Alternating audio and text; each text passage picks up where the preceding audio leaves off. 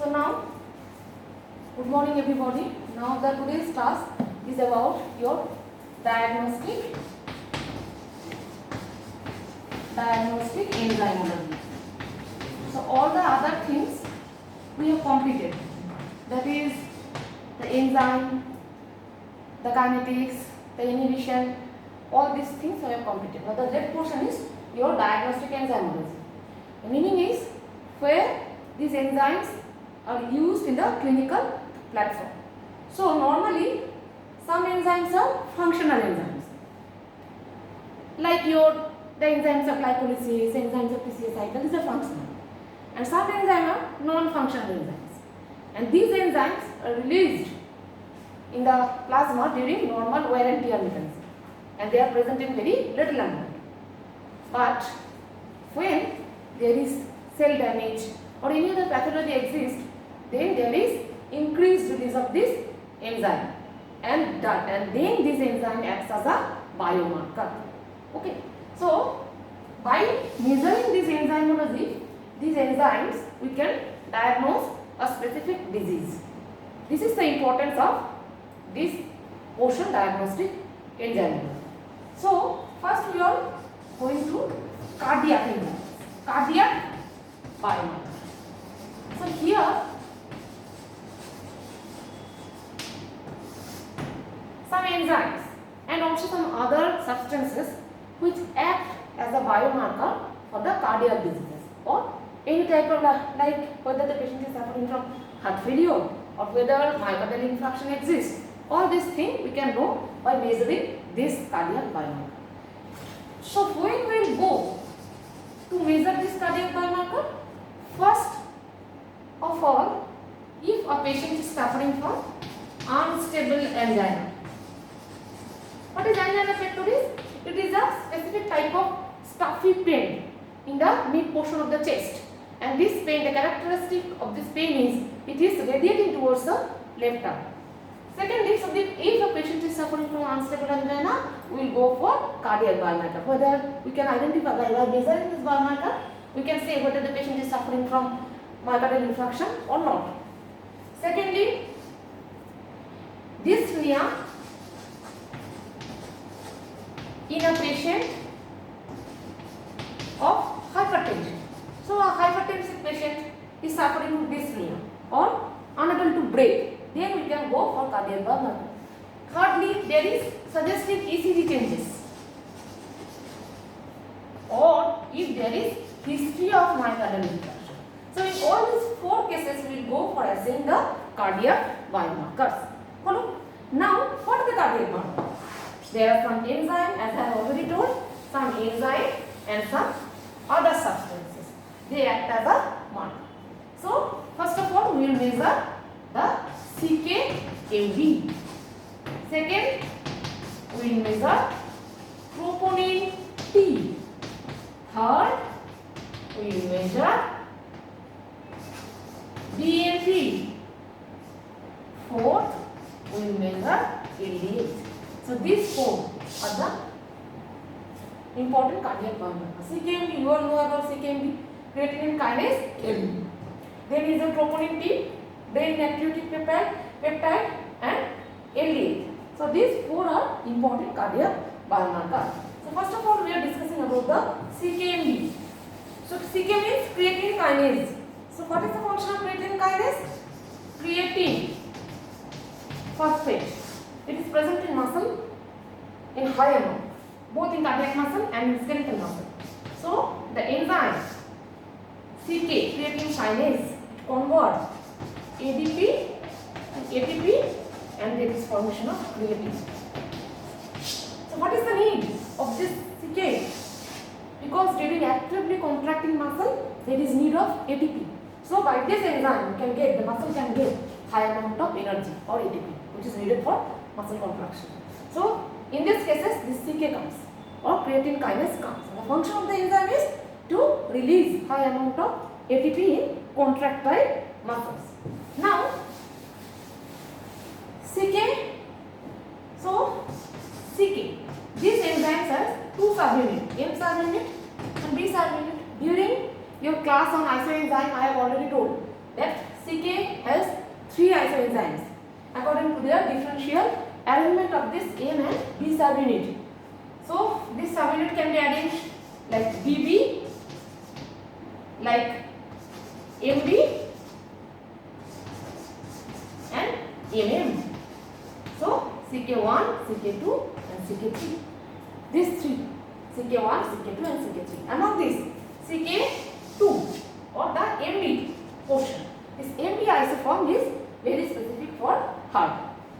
So any type of heart disease, that is our myocardial infarction, here this CKMB will rise, will get rise. The normal value is less than 100 international unit per liter. This is the normal. This is our enzyme. So unit is international unit. So the normal range is less than 100. But when it rises, then we can have an idea that yes, the patient is suffering from any type of cardiac disease. Most commonly myocardial infarction. Now what is the time course of this CKMB? So CKBD, CKMB and CKMM. Among these, the CKMB, this fraction is specific for heart. What is the time course? Time course of this CKMB isoform, cardiac biomarker CKMB. That is, it rises within 3 to 6 hours of myocardial infarction. Then the peak is at 24 hours, at about 24 hours. And then decreases 72 hours. So, if you draw the graph, then at 3 to 6 hours it rises, then at 24 hours it gets its peak, and at 72 hours it becomes normalized. So this is the time and this is the concentration of CKMB. If you draw this graph, so this is the time course of the CKMB isoform. Now, so when a patient is suffering from myocardial infarction, then after 3 to 6 hours of rising the symptoms, or 3 to 6 hours after the myocardial infarction, this CKMB get rises. It got its peak at 24 hours, at about 24 hours. Then at 72 hours, it again becomes normalized. So by seeing this time course, if the patient is suffering from myocardial infarction and he comes to you after 8 to 10 hours, then you can measure the CKMB and you can say that yes, it is rising. And again you can measure after 10 hours, you can again say yes, this CKMB is rising. So the patient is suffering from any kind of heart diseases. Okay. So this is CKMB. So CKBB, I have already told CKBB. This isoform is found in brain, but it is not so much important. Only in some cases of CVA, which is cerebrovascular accident, this CKBB isoform gets raised. CKMB, it is very important. It is high in myocardial infarction. Another is CKMM. This isoform is specific for skeletal muscle. So, in skeletal muscle injury, any type of, that may be a patient suffering from poliomyelitis, crash injury, any type of Duchenne's muscular dystrophy, in all this condition, this CKMM isoform get much more rise. The value become more than 1000. It is very important. So, in muscle injury, this isoform rises. And in myocardial infarction, this isoform rises. So, this is the first cardiac biomarker, that is our CKMB. Clear? Got it? Next is your troponin. Troponin. So though troponin is not an enzyme, basically it is not an enzyme, but it is one important cardiac biomarker. It has three forms are there, C, I and T. During muscle chapter we will read it in details. That is in calcium binding domain, inhibitory portion and tropomyosin binding. Tropomyosin binding domain. So this is called TROP-T. TROP-T. So during infarction or ischemia, there is loss of circulation. No, you know there is loss of blood circulation. So this portion muscle get dead. This muscle becomes dead, and they release these substances, troponin T. And the time course is, it has been saying that this troponin C rises 6 hours after the myocardial infarction started. So after the starting point of the myocardial infarction of the ischemia, after 6 hours it gets raised. It becomes get a peak at 72 hours. And the peculiarity of this substance is it becomes elevated 10 to 14 days after the MI. So after the attack of myocardial infarction, 10 to 14 days it becomes elevated. So if a patient comes with you with a history of chest pain at about 7 days before, and now you assess all the cardiac biomarker, you see that the myoglobin is normal range, CKMB is normal range, but the troponin T, it becomes elevated. So you can have a suspicion, yes, the patient had been suffered from myocardial infarction because the trop T is elevated. So trop T is a marker which elevated for 10 to 14 days after the myocardial infarction. Clear? Next is your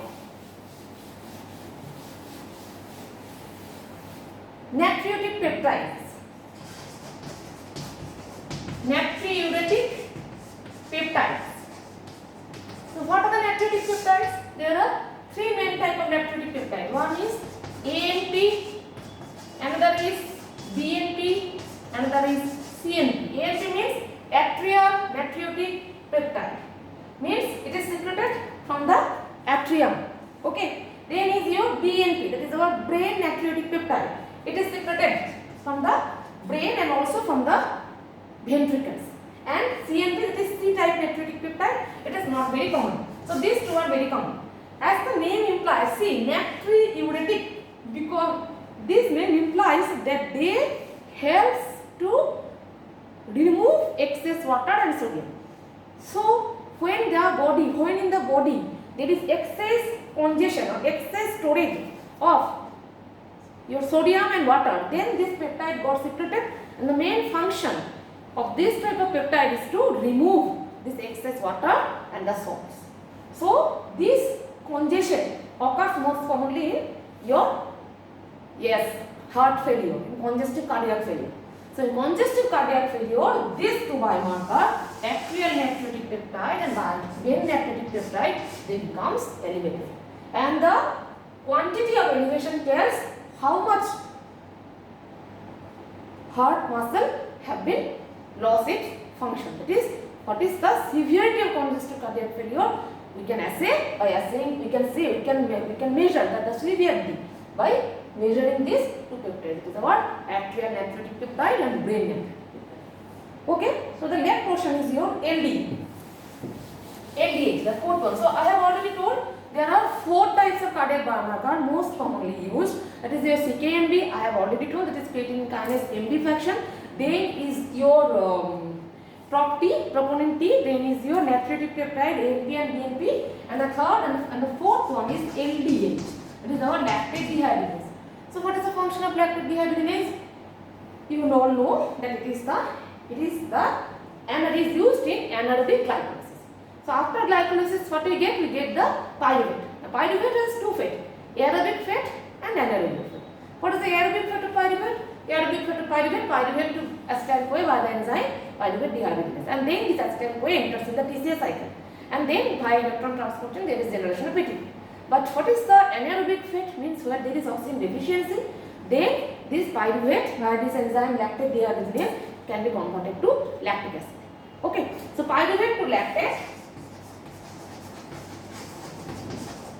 or vice versa, lactate to pyruvate. This is mainly done by this enzyme lactate dehydrogenase.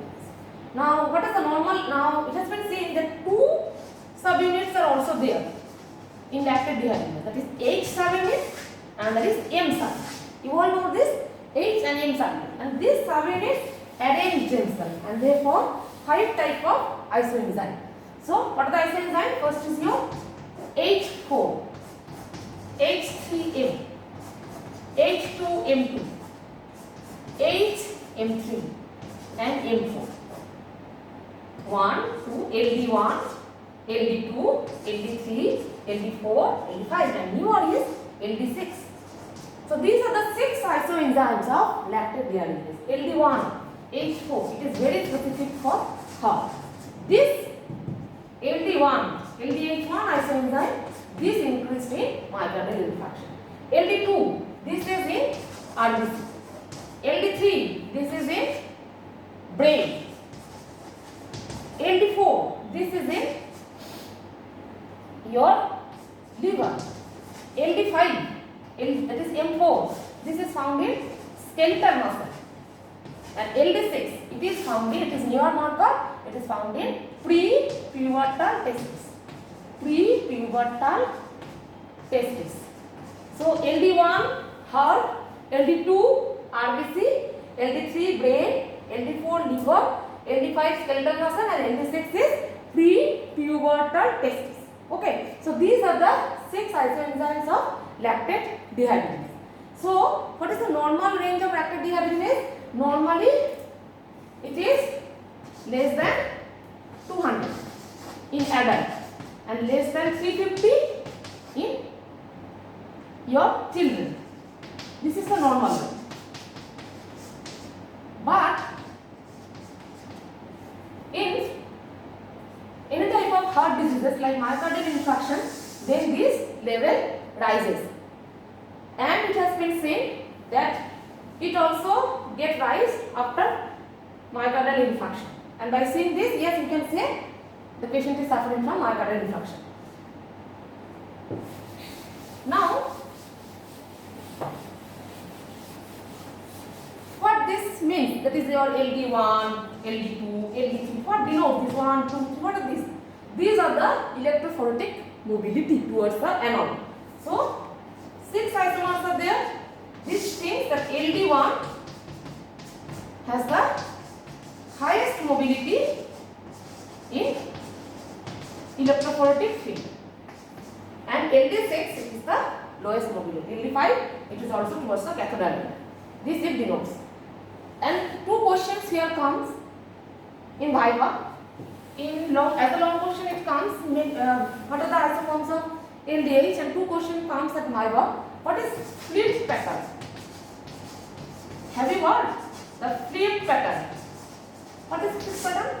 Normally the LD2 is more than LD1. But in myocardial infarction, the LD1 is more than LD2. So the pattern is altered. Normal patient, LD2 is more than LD1. But in myocardial infarction, the pattern is altered. That is LD1 gets rise than LD2. So this is known as flip pattern. Another is in heart failure, congestive cardiac failure or heart failure. Heart failure, which isoform rises? In heart failure, the LD5 isomer rises. So this is one peculiarity. That is in myocardial infarction, LD1 get rise. Okay, but in heart failure, LD5 get rise. Why? This may come as a explain why. Why? Because we all know that myocardial infarction means there is the muscle get dead due to there is decreased oxygenation. But in heart failure, the muscle have not functioned properly. This is the basic difference between these two. So what happens in heart failure? In congestive heart failure, this is a right-sided heart failure. The liver there is venous congestion and the liver gets engorged. And during this engorgement of the liver, the enzyme, that is the liver isoenzyme LD5, it becomes secreted. So the LD5 gets raised. So in myocardial infarction, the LD1 is raised, but in heart failure, due to liver congestion, the liver isoform, that is our LD5 gets raised. This is the basic difference.